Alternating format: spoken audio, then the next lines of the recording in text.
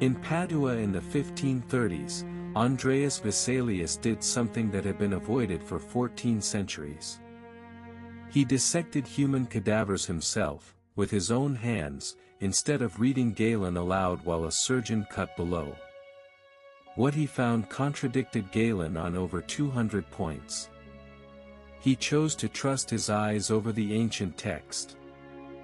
Vesalius was 28 when he published De Humani Corporis Fabrica in 1543, on the fabric of the human body.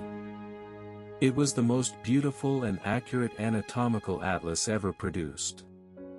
It was also a direct attack on Galenic authority. His colleagues attacked him viciously.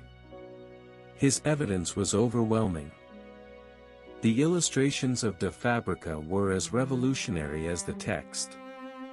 Vesalius worked with artists from Titian's workshop, most likely Jan van Kalkar, to produce woodcuts of extraordinary technical and artistic quality. The muscle men posed in landscapes. The skeletons held skulls in contemplation. Anatomy became visual in a way it had never been before. The combination of precise anatomical observation with Renaissance artistic mastery produced images that were simultaneously scientific data and works of art. De Fabrica was not just read, it was studied as a visual document. The image of the body it created shaped how physicians, artists, and educated Europeans imagined human anatomy for centuries. Vesalius's corrections ranged from small to fundamental. Galen said the human jaw was made of 2 bones. Vesalius counted 1. Galen described a bone in the human leg that exists only in dogs. Vesalius found no pores in the heart's dividing wall, a foundation of Galen's theory of blood circulation. Each correction was the result of looking directly. Vesalius transformed how anatomy was taught. He designed the permanent anatomy theater, a tiered oval space where students could see directly what was being dissected. Padua's Anatomy Theater, built in 1594 and still standing, was the model for medical education that separated looking from reading. Observation replaced authority as the source of anatomical knowledge. Vesalius dedicated De Fabrica to Holy Roman Emperor Charles V, who appointed him as imperial physician. The book was a success, 5 editions over 3 decades. But Vesalius had made powerful enemies among traditional physicians who defended Galen. He left academic medicine for the imperial court, where he could practice without academic politics. The generation trained on Vesalius could not go back to Galen. Once you had seen the actual human jaw, read Galen's description of 2 bones, and counted 1, the game was over. Vesalius did not just correct anatomy. He demonstrated that direct observation overrides ancient authority. This was the scientific method applied to medicine.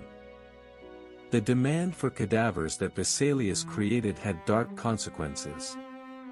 Medical schools needed fresh bodies.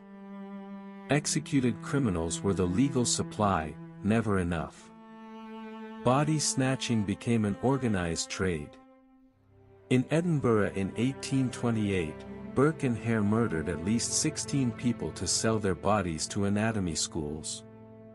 The need for anatomy created crime for 3 centuries. Vesalius identified the fundamental reason for Galen's errors in the title page of De Fabrica. He showed apes being dissected in the margins, visible acknowledgement that Galen had worked from the wrong species.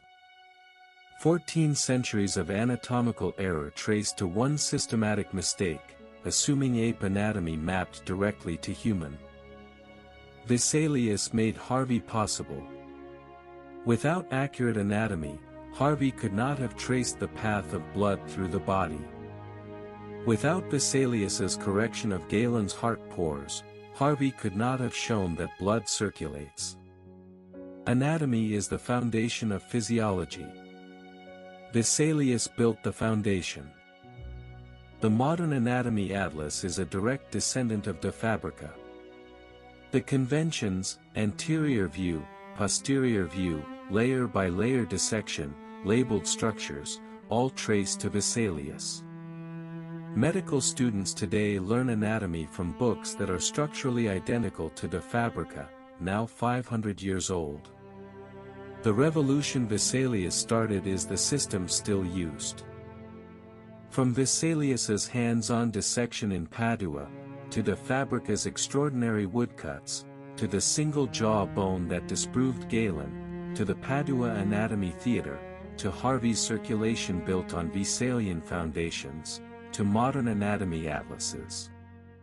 One young physician's decision to trust his eyes over a book changed the course of medicine. I am Takku. Vesalius overturned 1,000 years of error simply by looking with his own eyes. Subscribe to Wisdom of Takku, because observation always outlasts inherited authority.